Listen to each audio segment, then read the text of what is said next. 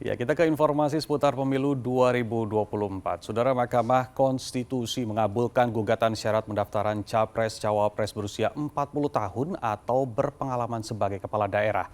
Putusan ini membuka peluang bagi kepala daerah yang belum genap berusia 40 tahun untuk maju sebagai Capres maupun Cawapres di Pilpres 2024. 55 PUU.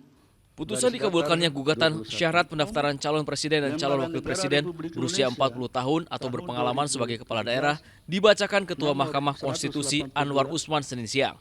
Tambahan lembaran negara Republik Indonesia nomor 6109 yang menyatakan berusia paling rendah 40 tahun bertentangan dengan Undang-Undang Dasar Negara Republik Indonesia tahun 1945 dan tidak mempunyai kekuatan hukum mengikat sepanjang tidak dimaknai berusia paling rendah 40 tahun atau pernah sedang menduduki jabatan yang dipilih melalui pemilihan umum termasuk pemilihan kepala daerah.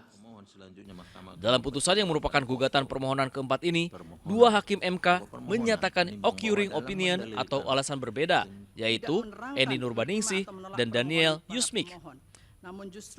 Sementara empat hakim lain melakukan dissenting opinion atau pendapat berbeda, yakni Wahidudun Adams, Saldi Isra, Arif Hidayat, dan Suhartoyo.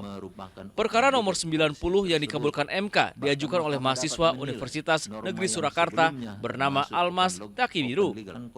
Dalam permohonan yang diterima MK pada 3 Agustus 2023, pemohon ingin MK mengubah batas usia minimal Capres-Cawapres menjadi 40 tahun atau berpengalaman sebagai kepala daerah baik di tingkat provinsi maupun kabupaten kota. Sementara itu, Wakil Ketua Mahkamah Konstitusi Saldi Isra mengungkapkan adanya keanehan dalam putusan perkara tentang gugatan batas usia Capres-Cawapres.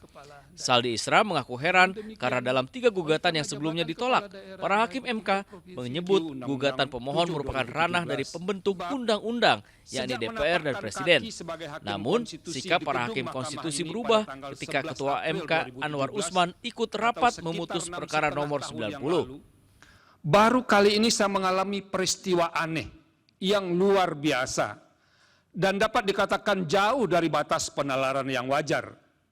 Mahkamah berubah pendirian dan sikapnya hanya dalam sekelebat.